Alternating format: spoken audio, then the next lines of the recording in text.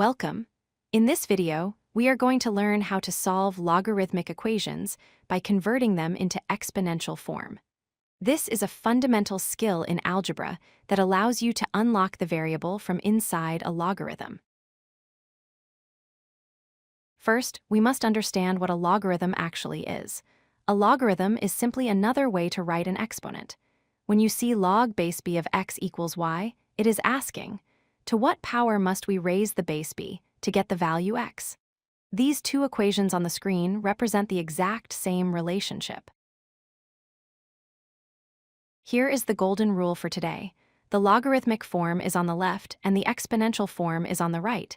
Notice how the pieces move. The small number b is the base. The number y is the exponent, and x is the argument or the result. Learning to map these three values is the key to solving these problems. A great way to remember this is the loop trick. Start at the base. Draw an arrow around the equal sign to the answer, which becomes your exponent. Then, draw an arrow back to the argument inside the parenthesis. This creates the equation, base to the power of the answer equals the argument.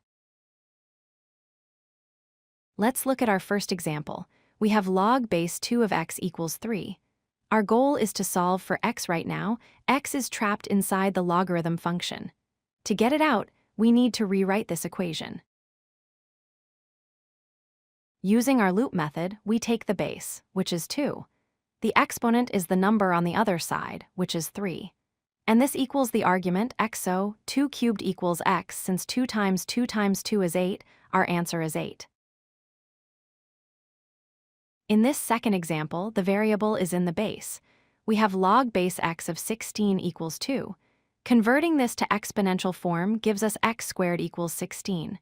To solve for x, we take the square root of 16, which gives us 4. Remember, the base of a logarithm must always be positive. Here is a slightly harder problem. Log base 3 of the quantity 2x minus 1 equals 2. Step 1 is to convert to exponential form. 3 squared equals 2x minus 1. Now, simplify 3 squared to get 9. From here, it is basic algebra. Add 1 to both sides to get 10, then divide by 2. The answer is 5. It is always important to check your work. If we plug 5 back into the original equation, we get 2 times 5 minus 1, which is 9. Log base 3 of 9 is indeed 2 because 3 squared is 9. Since the argument is positive, our solution is valid. To summarize, first, identify your base, exponent, and argument.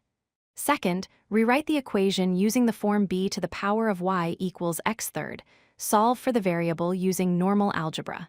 And finally, always check that your argument is positive. If you like this video, hit that like button and don't forget to subscribe. Visit codelucky.com for more such useful content.